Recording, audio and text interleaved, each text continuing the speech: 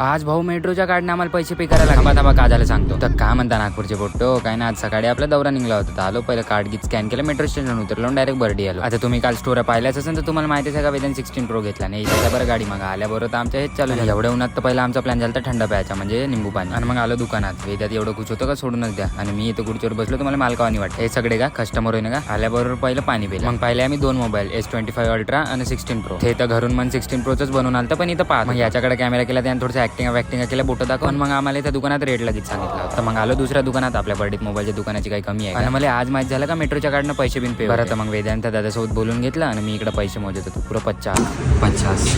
बरं तर मग आमचं पूर्ण बोलून 16 प्रो फायनल झालंच होतं. मग का पैसे मोजले, मोबाईल काढला, कागद फाडला, मोबाईल काढला, पन्नी काढली आणि हा मोबाईल. हा साला पैसाच पाहिजे पण काही झाले. बरं तर जाऊ द्या. मग त्यानं पूर्ण डाटा ट्रान्सफर केला आणि झाला त्याचा मोबाईल चालू.